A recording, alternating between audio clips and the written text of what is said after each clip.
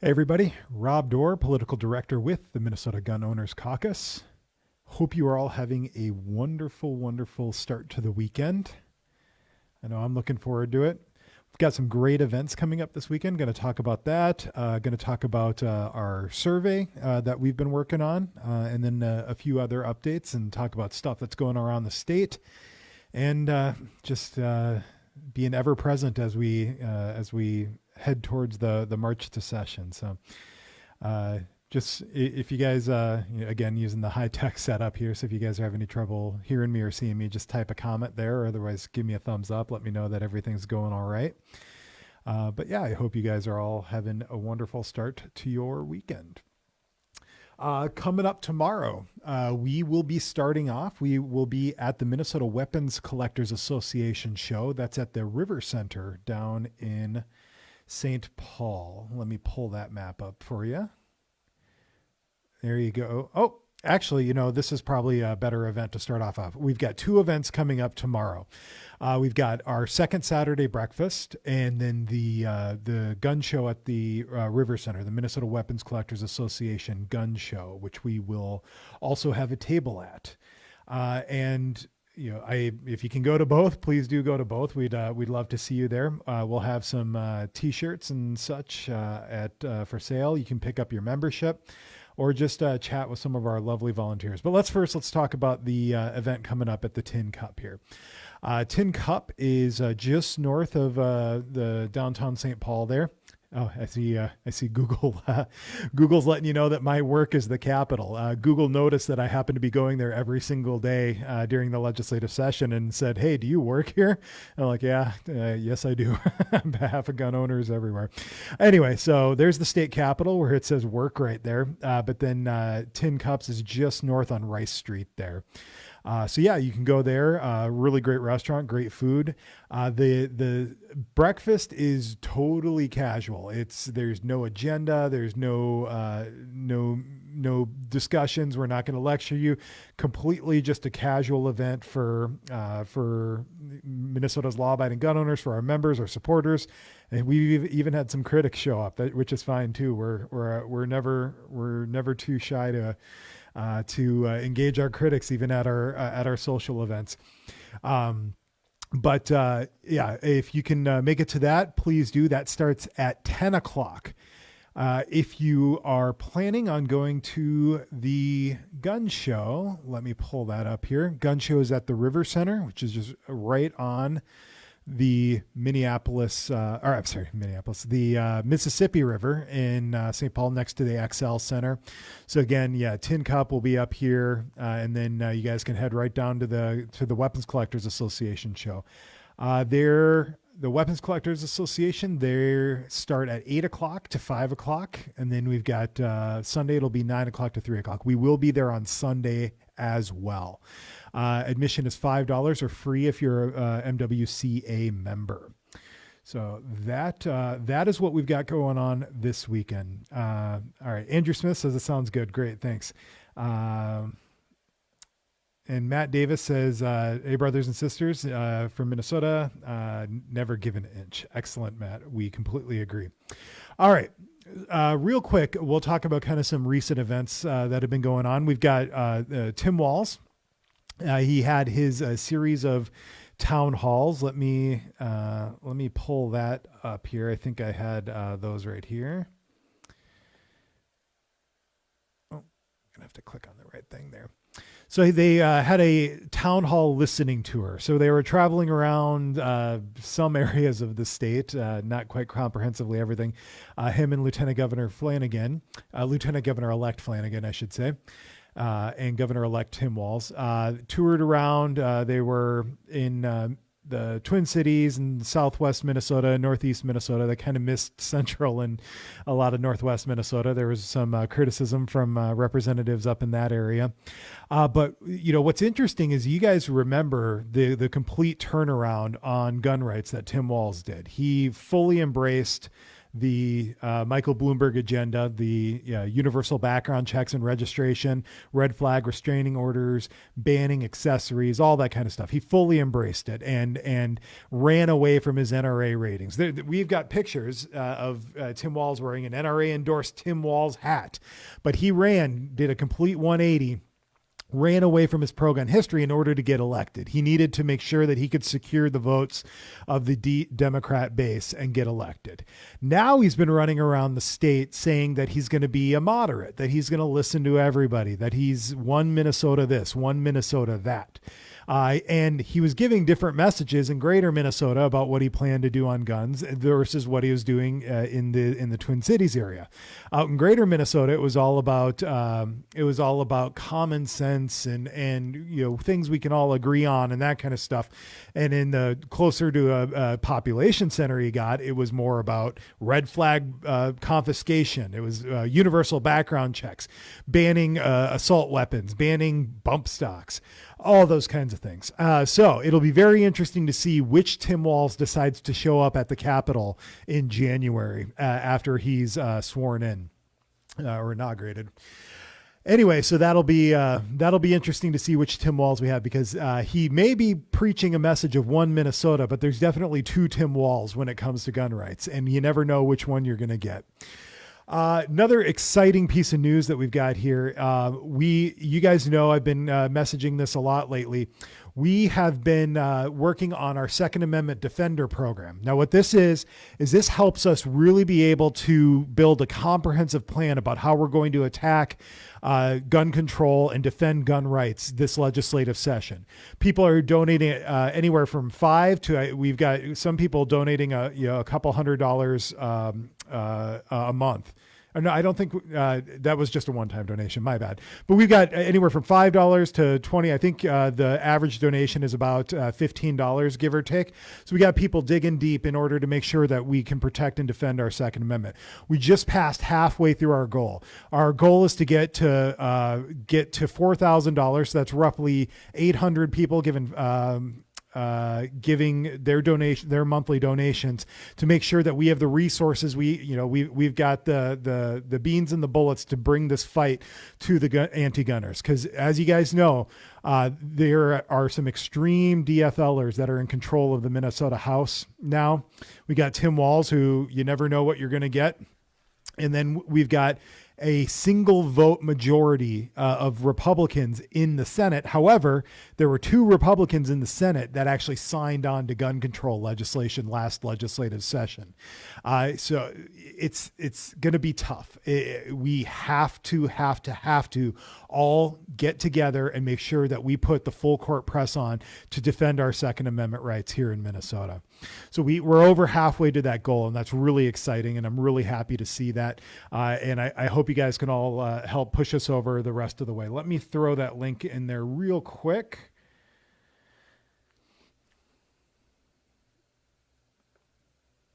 Oh, Scott, good to see you. Yes, wish you could be there too, but you got things to do. I understand.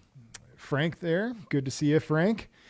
All right, so there's the link. If you guys can, just $5 a month. That's all we're asking. $5 a month. Put it in. Put your credit card information in, and it'll come out of your credit card. You won't even realize it. It'll be that the price of that Starbucks or that Caribou coffee or a beer at Tin Cup. Whatever it is, just put one of those aside and say, this one's for gun rights, and toss that donation over to us once a month. People are doing that, and it's going to make a huge difference this legislative session. So we've got that. You guys also, some more things in current events. I know a lot of you guys have been talking about one thing that's come up is the work that we've done historically and the work that our predecessors, the Minnesota Gun Owners Civil Rights Alliance, have done actually made it possible so that your permit to carry acted as a background check when you went to buy a firearm. It acted as your 4473 background check. So you still have to fill out the 4473, but as long as you had your valid permit to carry, you could walk out that day from the gun shop with your firearm. They wouldn't call the FBI. There would be no registration of your transaction made to the federal government. That was something really great that we had. But unfortunately, the ATF has now backpedaled on that. The ATF has now said that that's not good enough. Our previous, or she's current, but soon to be former Attorney General Lori Swanson actually worked with the ATF to make sure that they recognize that exemption. But unfortunately, the ATF is backpedaling now. Now, who wants to take a guess whether or not Representative Keith Ellison is going to be on board with helping restore that permit as acting as an exemption? I'm not. I don't know if any of you are. If any of you think that's the case, you clearly haven't been paying attention to Senator Scott Jensen. I'm reading the comments here. To Keith Ellison's history. Troy says, watch out for Senator Jensen. He loves the idea of red flag laws. Yes, he does. I've had some conversations with Senator Jensen about that. I'm hoping that he can see just how bad red flag laws are. Somebody remind me before we're done. I'm going to go back and explain red flag laws again because it has to be explained. You guys have to be educated and you have to know how to communicate just how bad these laws are, and the overreach and the lack of due process there are. But back to the permit to carry exemption. Unfortunately, at least for the next couple of years, I don't see us getting that back. And here's the reason why. We could try to get legislation passed to fix that background check. We've done that before, not to fix the background check, but to enforce the permit to carry as the background check, to put that fix into place. So we could pursue that legislation, but here's the thing. The second that legislation hits the floor, it is going to be amended to hell by the extreme anti-gunners who are now in control of the Minnesota House. We have to tread very carefully with the way that we approach that legislation. Otherwise, it will be amended to oblivion on the floor, and they will attach assault weapons bans, magazine limits, universal background checks, gun owner licensing, mandatory storage, and locking requirements. Everything that you guys have seen before, forced inspection of police homes, could be attached to that bill, and we may not have the votes to stop it in the Senate. So we need to tread really carefully. So I know that's something that a lot of you guys have brought up as something that you want fixed. It is on our radar. We will pursue every avenue that we can, but we have to make sure that we're being smart about this. It's really easy to just say, why don't you do this and get this passed? But it is a game of chess, and you have got people who are looking for every opportunity to sneak in and attach extreme gun control on to any bill. That's why that's the one thing I do more than anything else at the Capitol is look out for all of these traps. And that's not exciting.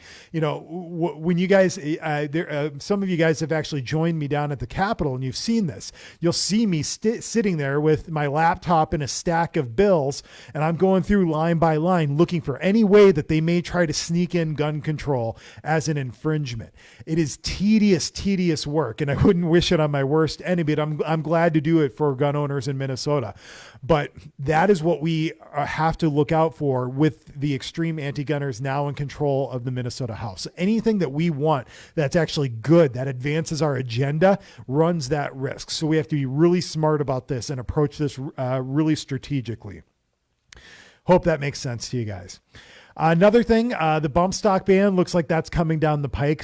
Some of you guys may have seen me. I was on KSTP earlier. They interviewed me about that. And really, I just reinforced that bump stocks are a non-factor when it comes to public safety as a whole. When you look at where the risks are in public safety, where the people who are actually getting killed by firearms, bump stocks are a non-factor. Now, they did gain a lot of headlines because they were used one time in a horrible attack. But bump fire is a technique. It's not a technology. People have been bump firing as long as semi-automatic firearms have been around. It's a non-factor when it comes to public safety. But nevertheless, it seems like the Trump administration is giving its seal of approval to moving forward with this bump stock ban.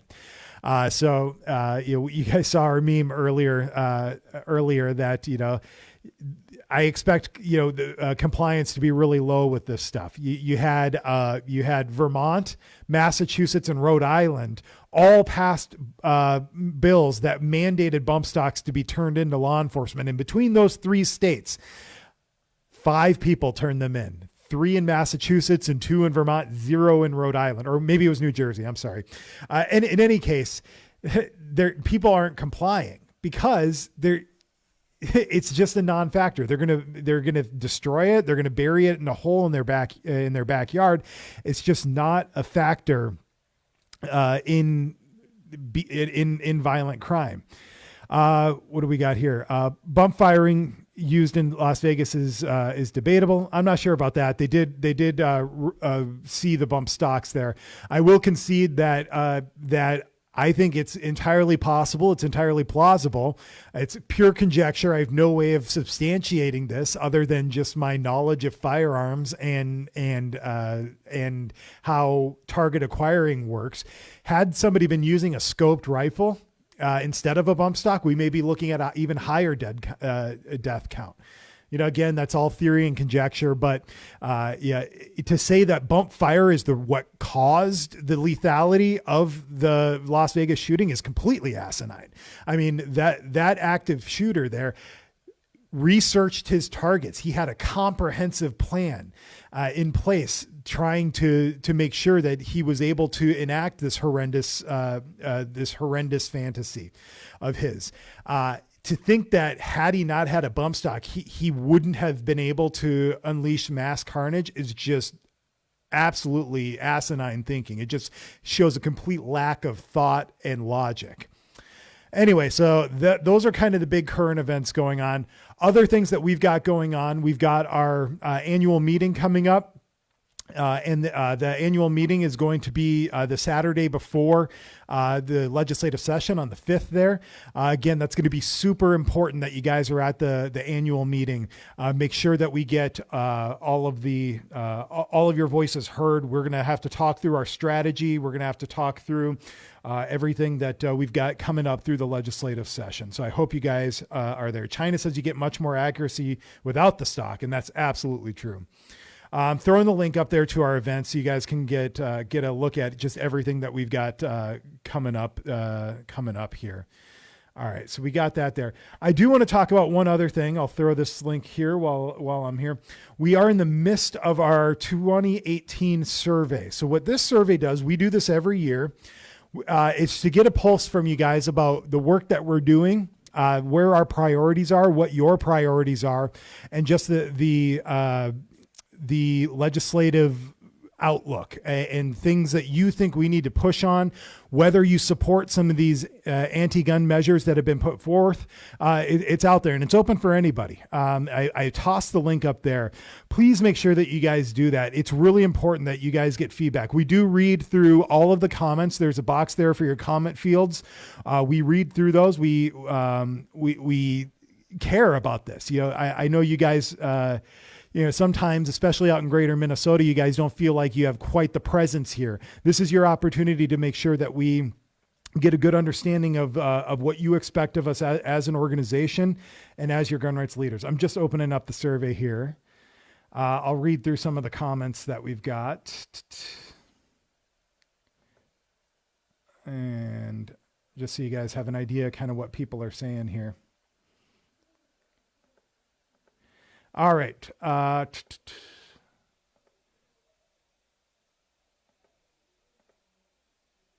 right, here we go. So some comments here that we got coming in. Stay in front and inform people of proposed legislation regarding gun rights and legislation. That's what we do. That's our number one job. You guys know we were 100% focused on Minnesota and Minnesota's law-abiding gun owners. You're not going to see us running around into other states, into Wisconsin or Ohio or Iowa, Wyoming. You're not going to see us over there because we are 100% focused on Minnesota and defending Minnesota's law-abiding gun owners. That's all That's all we do. That's all I do day in and day out. I'm down at the Capitol fighting for your rights. So once the legislative session hits, you guys will see me again doing daily videos down there, updating you on what's going on. So that's thanks for whoever left that comment there. Nothing. Keep up the good fight. That's always good. No news is good news. Keep up the good work watching the Minnesota legislature and keeping us updated on the gun control bills they are trying to pass. Keep up the good work. That's great. All right. I'd like to see the Minnesota Gun Owners Caucus team up with pro-Second Amendment legislators in aggressive pushback campaigns to get pro-gun legislation on the floor and up for vote. If it fails, it fails. At least pro-gun advocates and elected officials can say, look, we are trying, even though it's time to put the offense on the... maybe there's more to that. Anyway, so yeah, that's what we do. You guys know we fought hard for constitutional carry, stand your ground. We got hearings for those bills. Unfortunately, now that the Democrats are in control of the Minnesota House, they get to set the agenda. They get to pick which bills are introduced. It's extremely unlikely that we're going to see constitutional carry and stand your ground get a hearing in the Minnesota House. There may be some legislative things that we can do to try to force that. But then again, remember what I was saying earlier, you run the risk of all those amendments, and those amendments will pass. They have an 8-vote majority in the Minnesota House, and we don't have the pro-gun votes in the Minnesota DFL to stop that. We have maybe 2 or 3 pro-Second Amendment DFL legislators left in the House. There's just not the votes there to stop it. So as much as I would love to continue that fight, and we will continue the fight, make no mistake, but we have to be very strategic about how we do it. And there are some ways, and of course, I'm not going to tip the deck and broadcast that out for entire Facebook. We do have some ideas. You guys can be part of that. Come to our annual meeting, come to our meetups and talk to us about that. I'd love to share some more with that. It's all is not lost, but we need to make sure that we're thinking strategically so that they don't try to cram gun control down our throats. It's a very, very eggshelly time to be walking around the Minnesota legislature right now. Fight Tim Walz on his gun control plans. Get constitutional carry passed. Okay, good commentary. Get on the offense. Get some new legislation out there. We're always defending our natural born rights. Again, that's what we do. That's our goal. That's why we exist. But we need to be thoughtful and strategic about it. I think there is room for take and give on both sides that would be good for the community as a whole. Those areas need to be explored and addressed. Look, we are all in favor of being very strict on criminals who are violently using firearms. You will find complete agreement with us on that. We don't want people who are criminals and engaging in violent criminal activity using firearms and giving gun owners a bad name. But we are not going to accept gun control as a solution to that problem. Violent crime is down. And the violent crime is down. Homicides are down. It's down 50% over the last 25 years. The answer to this problem is not more gun control. We've seen gun rights expanded over that period of time. So I'm not quite sure what this person is telling us, but if you're saying that we need to compromise and find common ground for community safety, I'm sorry, hell no. We are not going to compromise our liberties for the appearance of security. We are interested in solutions that actually work. Being aggressively prosecuting those repeat violent felons who use firearms in crimes. Let's stop giving them plea deals that are 1 year or 2 years. Let's actually give them the mandatory minimum sentence for felon in possession of a firearm. Let's get those thugs off of the street so that the community is safer. We are not going to entertain gun control, background checks, registration, infringements on your liberties just because it's going to make the community feel safer, because it's not going to work, and because it's your rights. It is your right to be able to defend yourself from oppression, and restricting the rights of law-abiding citizens has never made the community safer. We've tried it before. It's failed before. The only thing that we have seen is a correlation is that when we allow citizens their rights to defend themselves and their liberties, that violent crime, they are not going to be victims of those violent crimes. Sorry, got a little bit on my soapbox here. The Senate must stand their ground. Representative Poston, I'm going to need your help, buddy. Thank you, sir, for checking in here. But we're going to need a lot of muscle in the Senate to make sure that they understand what's going on. And at the end here, I'll talk about just why we oppose some of these bills. Shane says if they introduce anti-gun bills, we add pro-gun amendments that they wouldn't want passed. Here's the thing. We can't just sneak an amendment in. They get to vote on whether the amendment is adopted. And if they have the votes to adopt the amendment, then it's adopted. If they have the votes to kill the amendment, it's killed. So it's still the same problem. There's really no way to just sneak legislation through. And I think that's appropriate. I mean, I selfishly, I would like to just be able to say, okay, let's just restore our liberties here in a back room. But you hear about all the backroom deals, but eventually everything comes to light and gets voted on. So there's really no way to kind of sneak it in. We've got some ideas about ways that we can get some strategy and some agreement and some pressure on there, but I'm not going to be going into those. Dave says we need more outstate meetups. Pressure legislators as to why they punish law-abiding citizens. Yeah, cracking down on their actions. Excellent. Dave, I'm not sure how long you've been following us, but I just finished up a whole statewide tour. I went to every corner of the state, 16 cities, doing Second Amendment activist training. And we're starting the seeds of kind of getting these regional groups of gun owners mobilized. So if you want to be part of that, please feel free to send us a message. I would love to get you connected there. But Greater Minnesota is going to be really key. We're going to, especially in those Greater Minnesota areas that are extremely pro-gun and have a Democrat representative. They're going to be vital to making sure that we can continue protecting, defending the Second Amendment and stopping these anti-gun bills, which we're expecting. Gun grabbers would out-sneak us. I don't know if they'd out-sneak us. I work pretty hard at trying to find it. But one thing they can do is just win on the vote.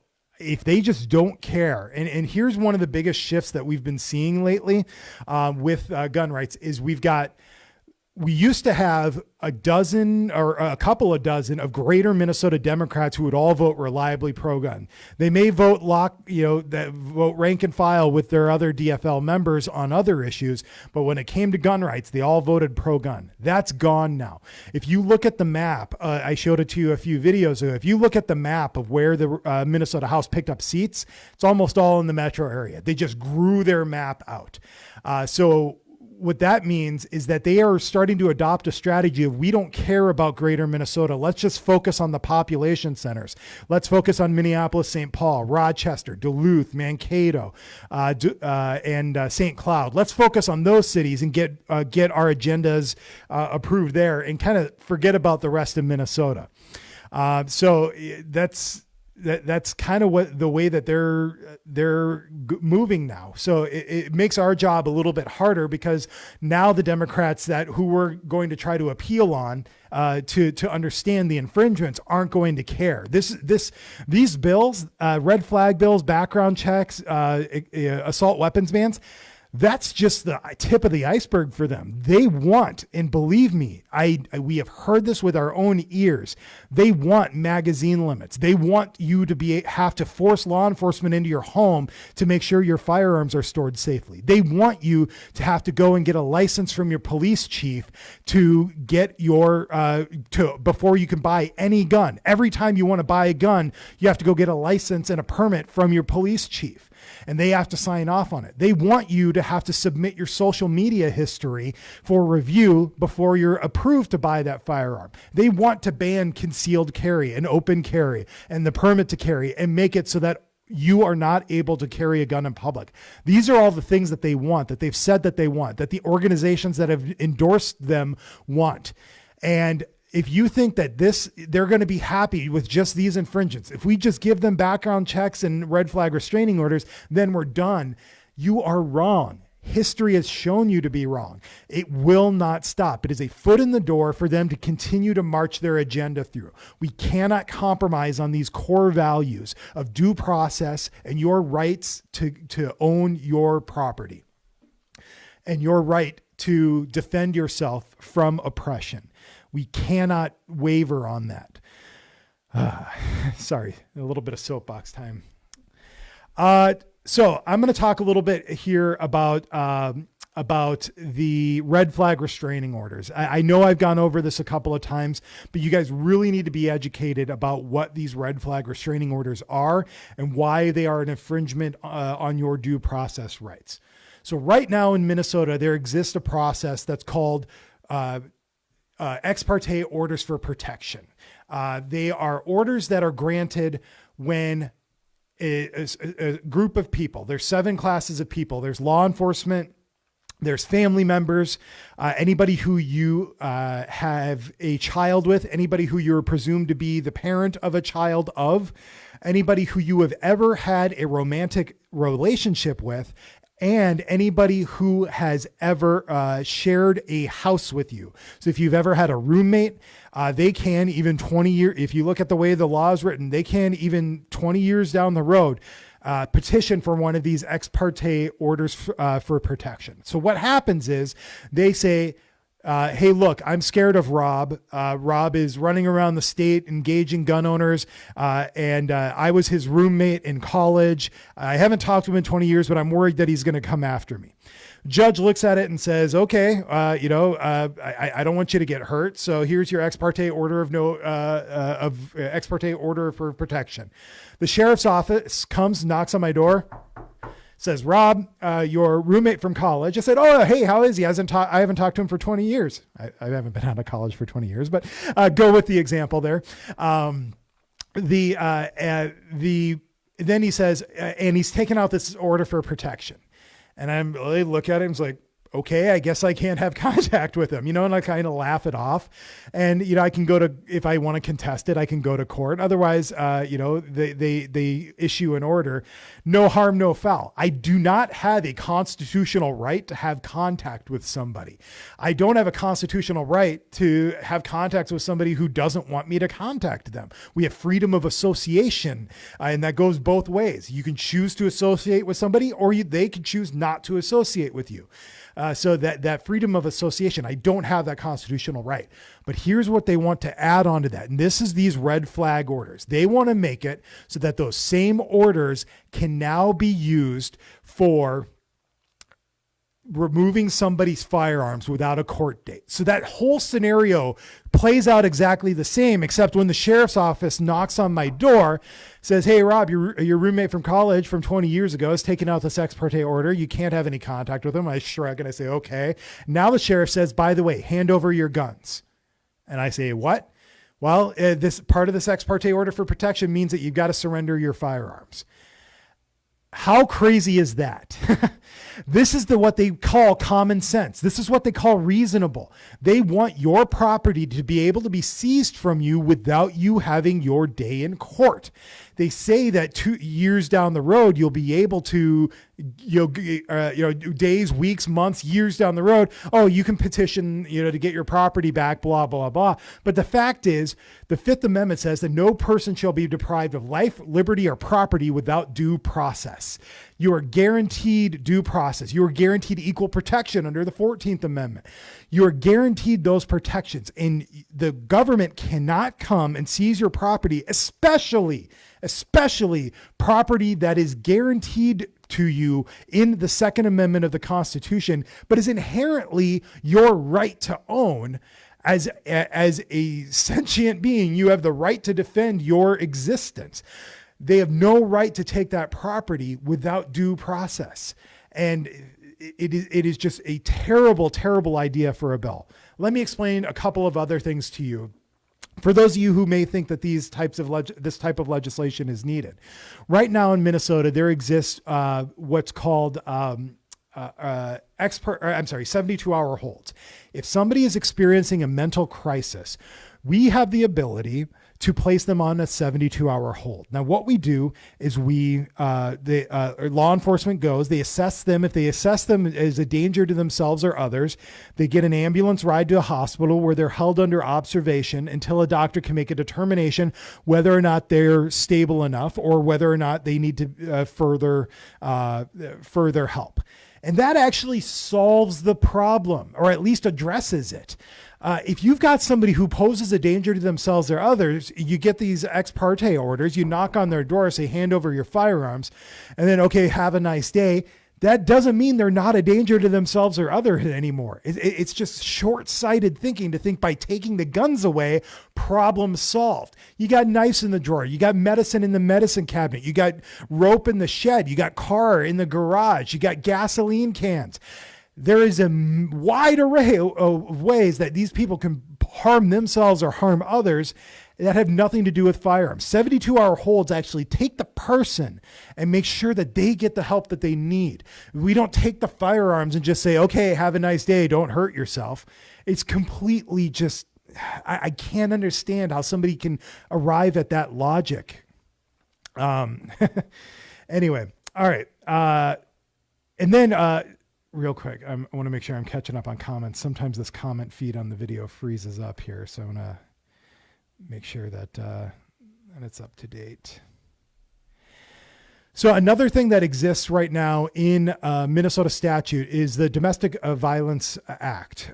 And what that says is right now in Minnesota, if law enforcement has probable cause to believe that that domestic violence has occurred within the last 72 hours or is likely to occur in the future, they are directed to make an arrest. They cannot issue a citation. Citation is not an option in Minnesota law if an officer has probable cause that domestic violence has occurred or is likely to occur in the future.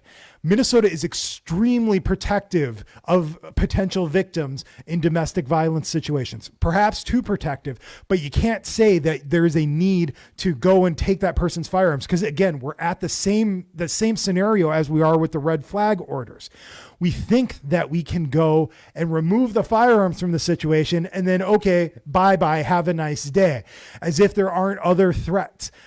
If somebody poses a legitimate fear to somebody's safety or somebody has abused somebody within their household, we have the tools in current law to address that situation, plain and simple.